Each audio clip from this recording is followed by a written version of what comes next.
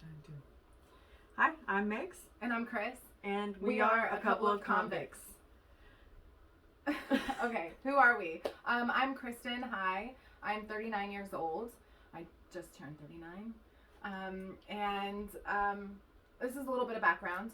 I was adopted very young. Don't remember. I've always known I was adopted. I grew up in a very religious home, Baptist.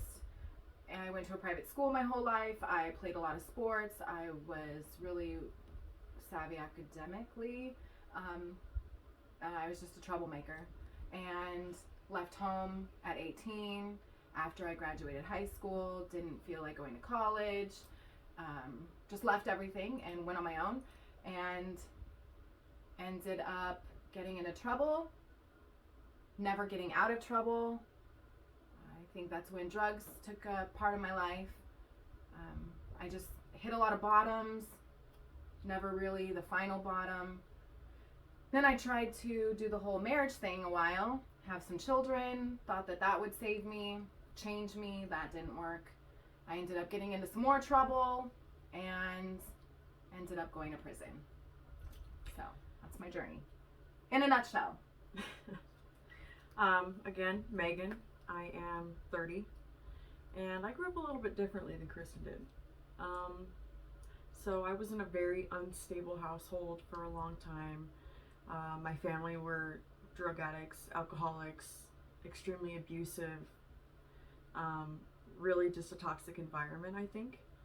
And I ended up at a really young age going to juvie, getting in trouble. That kind of became my life and what I grew up with. So from 13 on, I was on my own in and out of juvie, and that basically led me up to, at 24 years old, finally getting sentenced to 7 years. So I was kind of used to it at that point, but not surprisingly where I ended up. 7 years. What'd you get 7 years for? Well, a whole bunch of things, white collar crimes, burglary, things like that. There wasn't really much I didn't do. What did you get your time? I got 3 years, and I got that for first degree burglary. Mm-hmm. So the best thing that ever happened to us was Going to prison? yeah. Well, not for the reasons that you think. We met in prison. We met in prison, but we changed in prison. So Big time. a lot of good things came out of prison, oddly.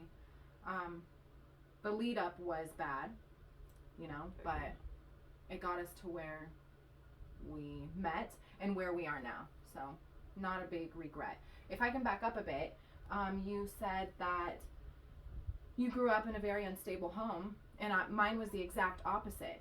Stable. I never saw drugs. I never saw alcohol.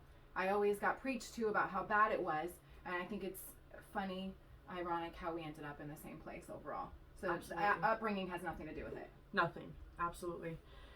Surprisingly, I don't think we could have been on more opposite ends of the spectrum, but we are here today, and we are actually married. So back in 2020, it was October, I was about 4 years in roughly, was her release date. And I think that was the hardest thing about my entire time, was having to watch her go, knowing I had almost 2 years to go without her. Yes, it was. Those were the most odd feelings I've ever experienced. I was so happy to be getting out, to see my children, to be free, to go home. And all of that kind of is a lie. I wanted to see my children. I didn't really actually feel those things about being free. I was terrified, actually, to be free. And I didn't want to leave Megan. That was the safest place I've ever known. And I didn't want to leave Megan. And I was scared, too, of what would happen. I didn't know if I'd ever see you again, or what would become of us.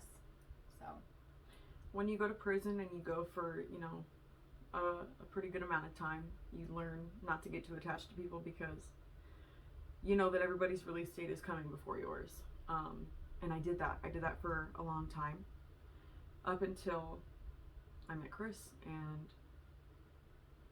I mean, it was a devastating time when I had to watch her go. But she waited for me for 2 years, and we made it.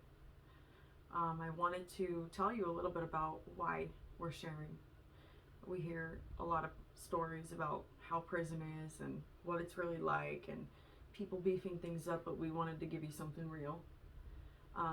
Also, I think that we both have decided with where we've been and how far we've come in life that we want to use our past to help somebody else's future. Definitely. We have stories that can help a lot of people, and if nothing else, be that ear for other people. I know when I was in the worst of my muck, back in 2002, I didn't think anybody understood. And now social media is everywhere, and everybody's reaching out and talking about everything. So I guess we're going to jump on that bandwagon. Absolutely. Authentic and real prison info from the women's side, anyways. And not just prison, but I think that we'll be able to help, a vast amount of struggles that people have in their lives today with the economy, the way that things are, with homelessness, with addiction, all of that. Mental health, depression, addiction. We've been through all of that, and we made it out to the other side, which can feel really hopeless when you haven't reached that point yet. And so we want and hope to be able to help somebody. And legit, we've barely reached it.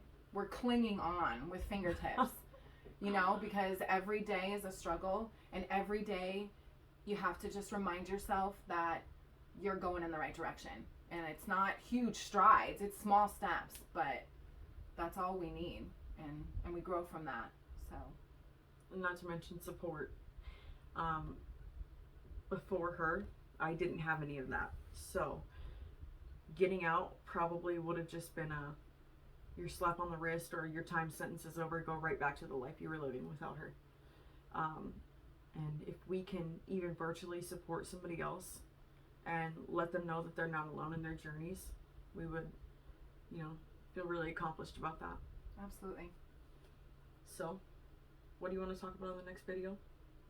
Definitely addiction. The beginning, I think, for us. Well, not really the beginning. I think when you break things down, you realize that there's a lot of layers, like that onion they talk about. I know definitely for me and a lot of other people I've met on my prison journey, but one of those major layers is addiction. Another one I know would be mental health. But absolutely. And I think that we both struggle with both of those things. We're opposites on the addiction spectrum as well.